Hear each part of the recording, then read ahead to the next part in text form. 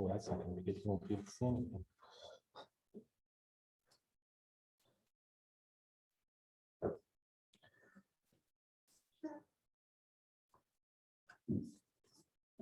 Aha.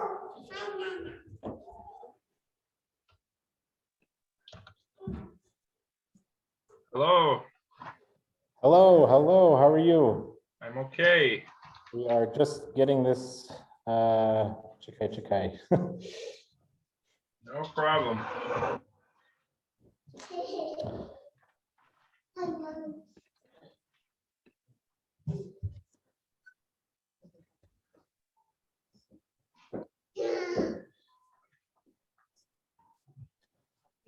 Okay.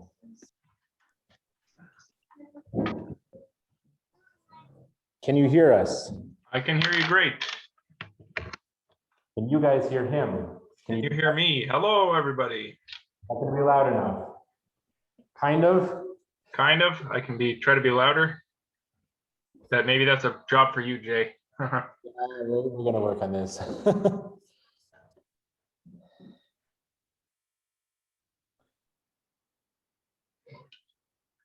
Okay. Oops, now How about now? Yep, I'm just gonna audio settings. We're gonna make sure our speaker is all the way up.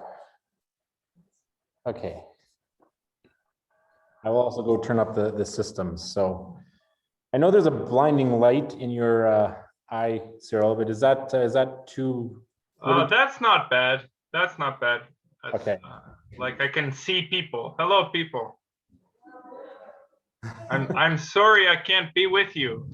I was looking forward to coming to Manitoba, where I have only spent only a few short visits. So I was looking forward to another short visit, but that's not to be. But God willing, next year. All right. Well, just before we begin, I don't have a bulletin on me, but I will let him kind of do a little bit more of an introduction. But for those of you who've already read the bulletin and everything, our speaker for this is Father Deacon Cyril Kennedy. He originally comes from Brampton, Ontario, from the wonderful parish of St. Elias there in Brampton.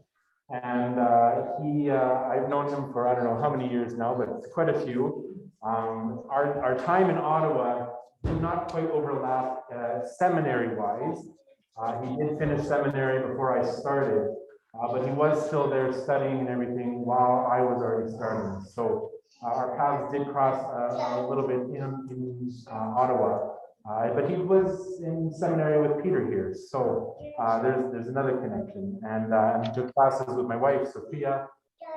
So there are many connections here to this district already in Western Manitoba, but he is currently he's doing his doctorate, and I'll let him explain kind of what that doctorate is exactly. But he's currently studying at the Catholic University of America there in Washington. However, due to COVID and everything, and the expecting birth of his second child, last year they moved back to Canada, where they are currently residing in Saskatoon temporarily while he finishes his studies from Saskatoon. His wife Anna is from there, and so they are with their family and everything. But believe it or not, he's not part of Toronto's Eparchy. He's not part of Saskatchewan's Eparchy. He's actually a deacon for the Edmonton Eparchy in Alberta. So he's kind of been all over the place, and yet he's not quite yet home. He's not quite where he's going to end up. So we will continue to pray for that, though, of course, and that his studies finish and complete in a positive manner. But I will, again, I've given files in the bulletin, and anything else that he wants to share, I will let him continue and share from that. Slava Isusu Christu. Slava Naviki. Well, hello, good people of Rossburn. Russell, sorry, I don't know what's wrong with my brain. Sorry. Okay. So I think Father Jay said enough about me. I'm a deacon, married. I got two beautiful daughters and a beautiful wife. And here I am in Saskatoon. I've been here for almost a year. As COVID hopefully comes to its long, long close, something we can all pray for. And yeah, Father said I'm a PhD student. I'm doing a doctorate in liturgy. And if you're interested, I can tell you about that, but I don't know. It's getting less interesting for me, so maybe it won't be that interesting for you either. So why don't we launch into it? I'm gonna put my little timer on my phone. Tonight, I want to read from Mark chapter 5, the gospel about a man who has a demon, and Jesus casts the demon out of him. So this is Mark chapter 5. Jesus and the disciples came to the other side of the sea, to the country of the Gerasenes. And when he had come out of the boat, there met him out of the tombs a man with an unclean spirit, who lived among the tombs. And no one could bind him any more, even with a chain, for he had often been bound with fetters and chains, but the chains he wrenched apart, and the fetters he broke in pieces, and no one had the strength to subdue him. Night and day among the tombs and on the mountains he was always crying out and bruising himself with stones. And when he saw Jesus from afar, he ran and worshipped him. And crying out with a loud voice, he said, "What have you to do with me, Jesus, Son of the Most High God? I adjure you by God, do not torment me." For he had said to him, "Come out of the man, you unclean spirit." And Jesus asked him, "What is your name?" He replied, "My name is Legion, for we are many." And he begged him eagerly not to send them out of the country. Now a great herd of swine was feeding there on the hillside, and they begged him, "Send us to the swine, let us enter them." So he gave them leave. And the unclean spirits came out and entered the swine, and the herd, numbering about 2,000, rushed down the steep bank into the sea and were drowned in the sea. The herdsmen fled and told it in the city and in the country, and people came to see what it was that had happened. And they came to Jesus and saw the demoniac sitting there, clothed and in his right mind, the man who had had the legion, and they were afraid. And those who had seen it told what had happened to the demoniac and to the swine. And they began to beg Jesus to depart from their neighborhood. And as he was getting into the boat, the man who had been possessed with demons begged him that he might be with him. But he refused and said to him, "Go home to your friends and tell them how much the Lord has done for you and how he has had mercy on you." And he went away and began to proclaim in the Decapolis how much Jesus had done for him, and all men marveled. So I want to walk through this gospel with you this evening, and I want to walk through 3 stages. I want to see the problem that this gospel presents. I want to look at the solution that Jesus brings, and then very briefly, I want to look at what we do about it, what we take home this evening. So what's the problem? This man is entirely cut off from God. He's entirely cut off from his fellow man and woman, and he's actually cut off even from himself. And so we can see that in at least 7 ways. Number 1, where does he live? He lives in the country of the Gerasenes. Now, you look on a map today, you're not going to find that, probably. What that means is he lives in a place where Gentiles live. He's not a Jew. He's a Gentile. He doesn't have the benefit of a covenant relationship with God. You know, God established his relationship with Abraham and Isaac and Jacob, and then the 12 tribes of Israel. And then all the people of Israel could claim a special, intimate relationship with God. And this man is a Gentile, and he doesn't have that type of relationship with God. He has no covenant, no promise from God towards this man. So then, number two, because he's a Gentile, he is almost by definition an idol worshiper. He's not somebody who worships the one true God. Instead, he's somebody who's confused, and he worships false gods. He worships things that he thinks are gods, but really they aren't. And that's leads into the third problem that this man has. The problem of demons. See, idol worship and demons are closely connected in the Bible. When somebody worshiped an idol, often the Jews and the early Christians said there might be some sort of demon that's behind that, some sort of malevolent spiritual force that's convincing this person that there's something going on in this statue or in this holy tree or in this big pile of rocks.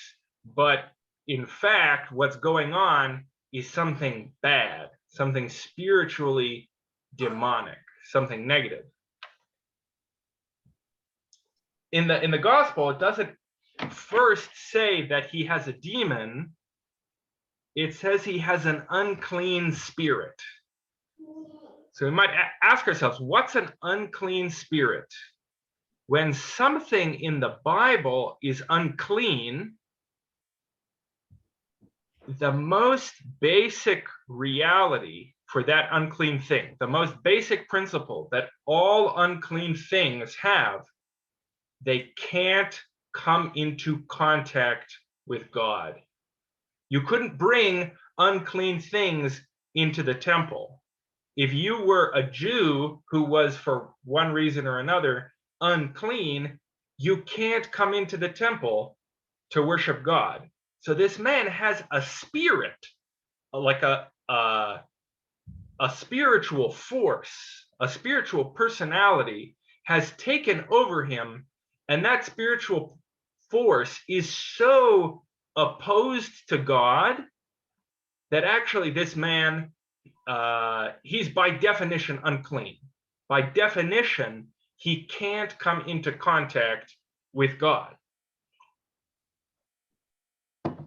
But demons are more than that. They're more than just unclean. They're actually forces of destruction.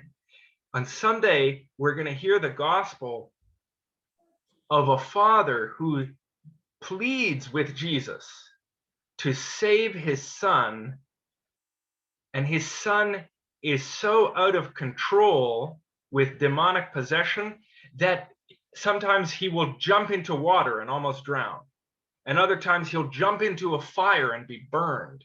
The demon in this boy wants to destroy him physically.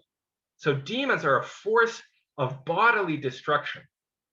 And then this guy has it even worse, because he doesn't have one demon in him. The gospel says, Jesus says to the man, "What's your name?" And the man says, "My name is Legion, for we are many." A legion is 5,000 Roman soldiers. A legion was an army big enough that it could defend a whole province in the Roman Empire. When the Romans conquered Egypt, they put one legion in Egypt, one legion to protect a country.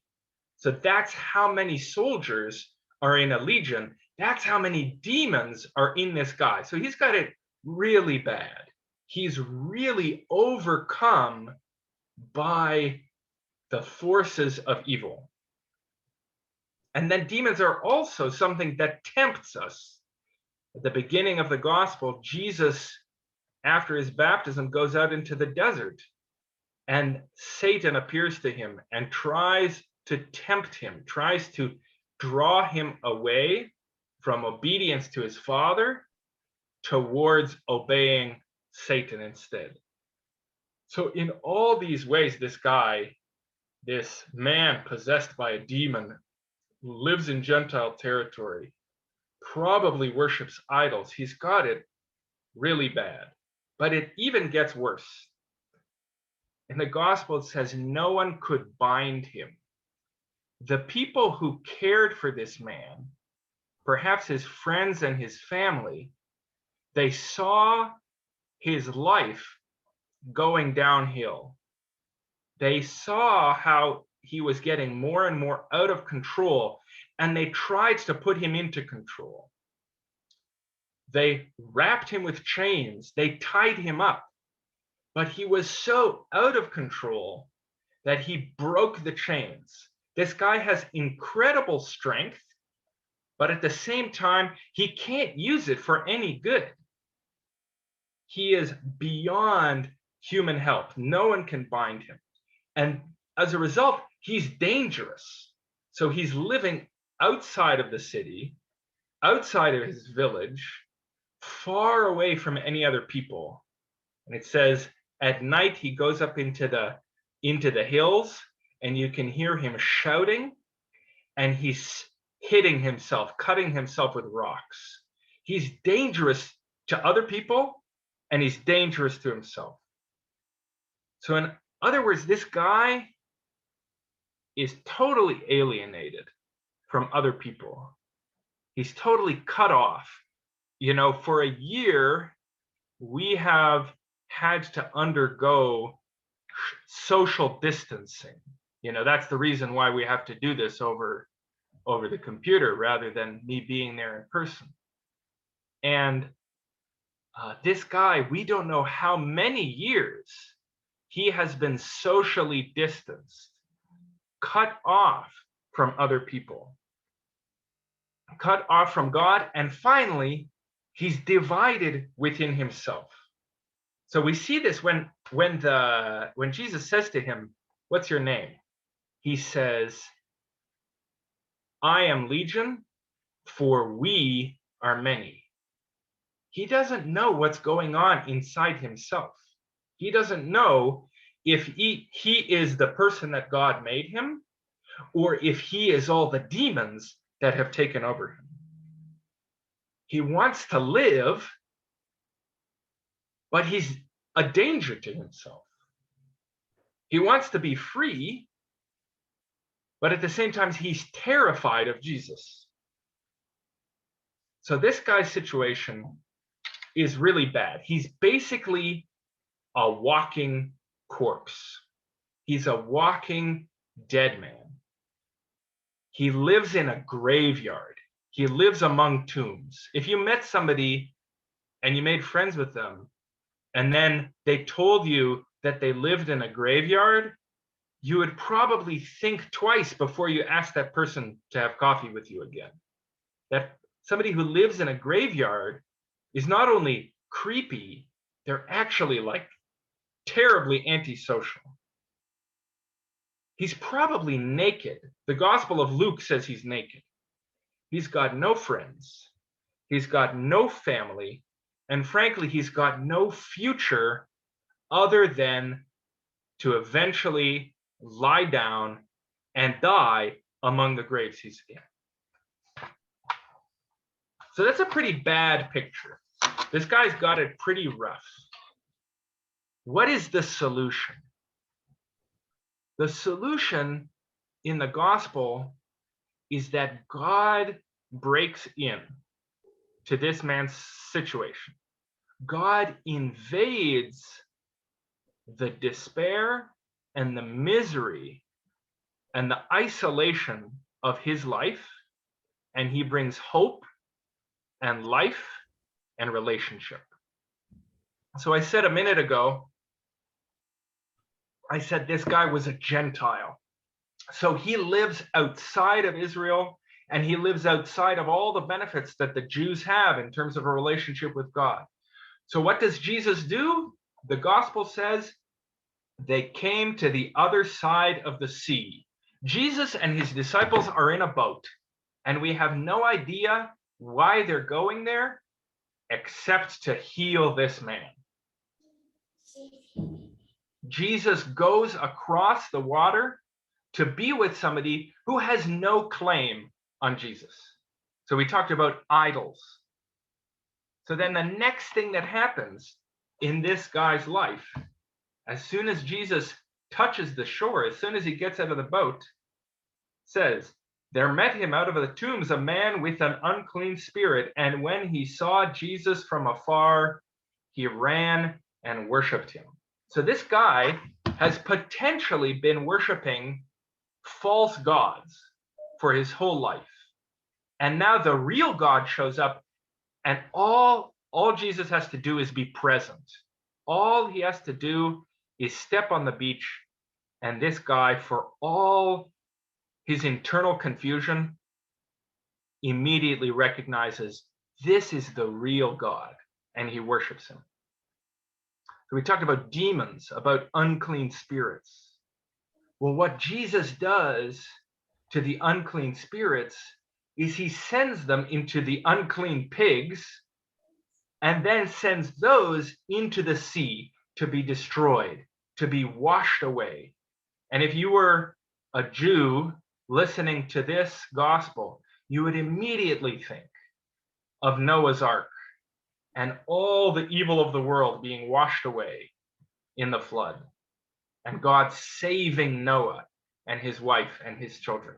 You'd immediately think of the Jews fleeing from Pharaoh across the Red Sea, and Moses holding his arms open as the sea parted, and then God submerging Pharaoh and his armies that are coming to take these people back into slavery. And if you're a Christian Jew hearing this gospel, you'd also think about your baptism. You'd think about going into the water or having the water poured over you and coming out and leaving sin behind, leaving death behind. So Jesus does three things to this man. I said at the beginning that this man is cut off from God, he's cut off from other people, and he's cut off from himself. He doesn't even know who he is. So first, Jesus restores this man to himself. After the man is healed and the people come out of the city to see what's happened, where do they find him? They find him sitting at Jesus's feet, clothed and in his right mind. So this guy is restored. He had a normal life that was taken away from him, and now God has given it back to him. He used to be dangerous. He used to be a danger to other people and to himself. Now he's at peace. He used to be totally out of control. Now he's totally in control. He used to be naked, running around a graveyard without any clothes on. Now he's clothed, sitting calmly. He used to be out of his mind. Now he's in his right mind. So Jesus restores this man to himself. He gives him back the center of his being. The next thing Jesus does, he restores this man to other people. He restores him to his relationships. At the end of the gospel, Jesus said, Jesus is getting back into the boat. And the man says, I want to go with you, Jesus. And Jesus says, no, I want you to go to, and here's where the translations of the Bible are different. Some say, I want you to go to your friends. Some say, I want you to go to your house.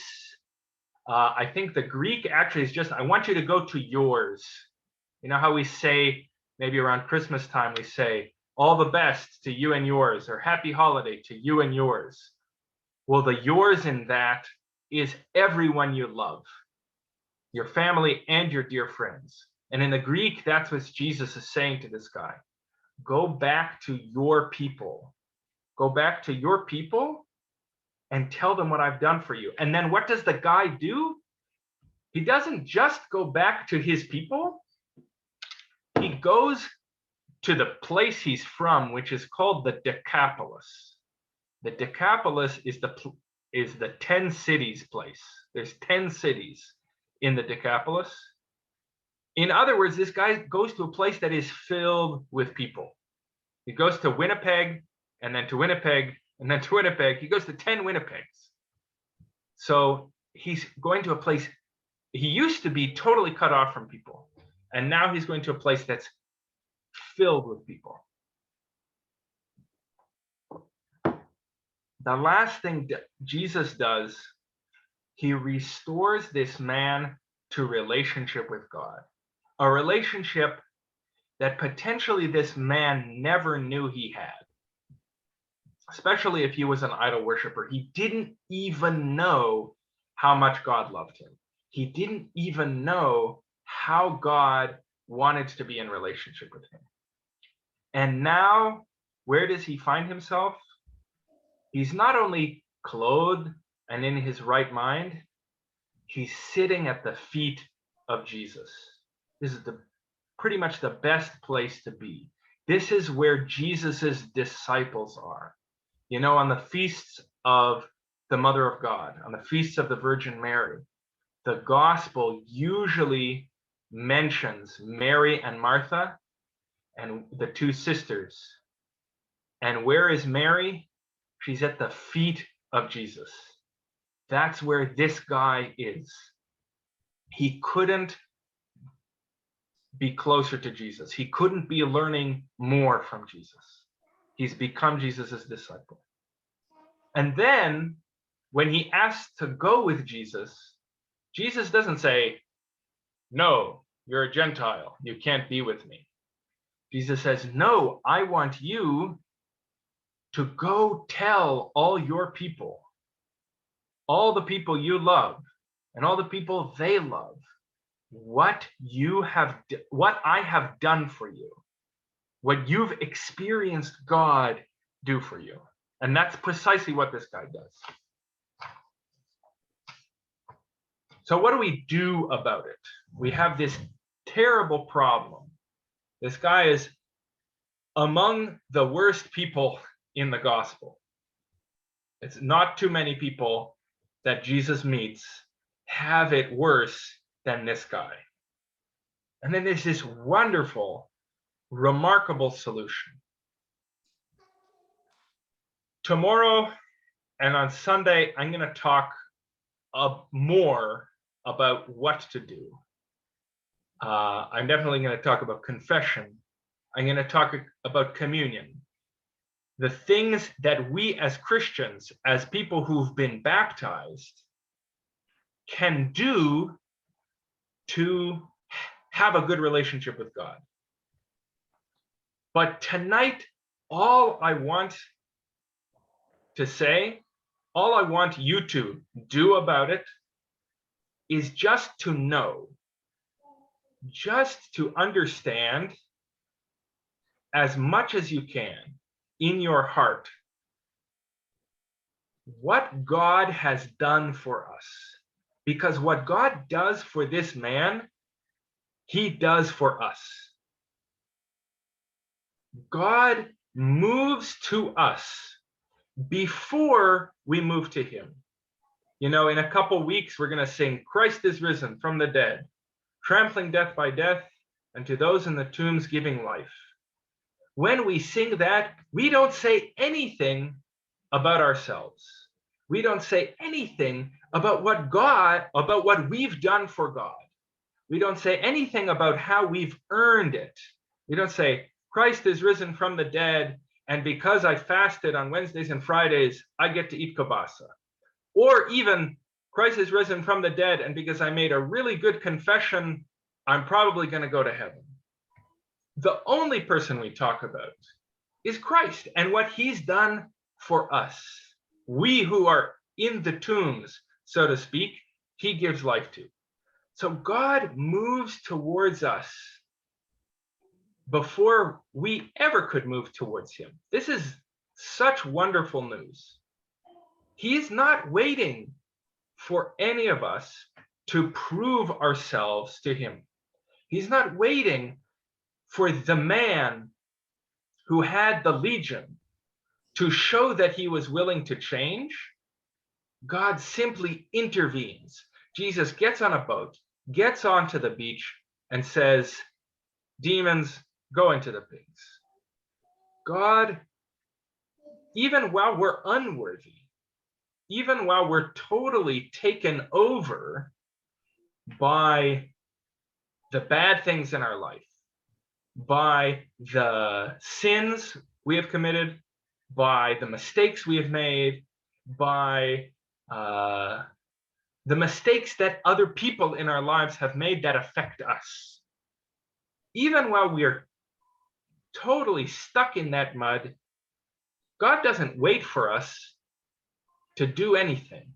He comes and pulls us out. He calls us to salvation and the promise of eternal life, even while we're 100% unworthy.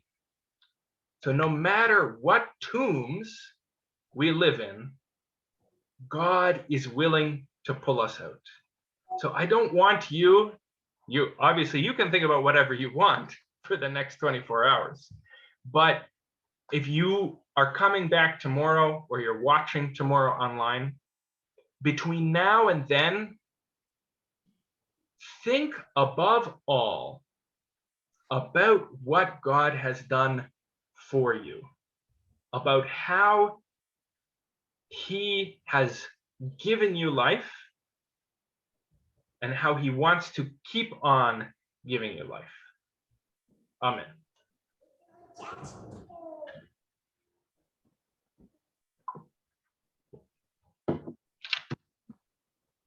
Thank you very much. I'm going to find my mic here.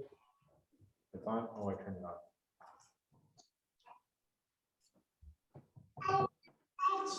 There you go.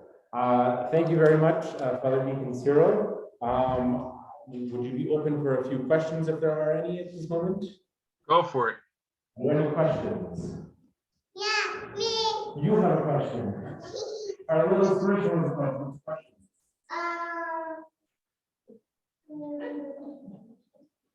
Right. Okay. She wants to eat. She wants to get up. When's dinner? Okay, that's fair. Are there any other questions though? Any comments or anything? No pressure. Wow, we have to talk. No, we're all good. All right. Well, then I think that'll be it for tonight. Again, we thank you very, very much for doing this, for coming online here in this fashion. I know this is not a normal way to hear or preach a mission, but it nonetheless is something that we are grateful that we can still do at this time. And it's by doing so we're doing our part, keeping everyone healthy and safe. So I do appreciate this way. For now, I think, Father Deacon, I will let you go and get back to your family. And then we will close things up here. So again, thank you very much. Thank you for being here.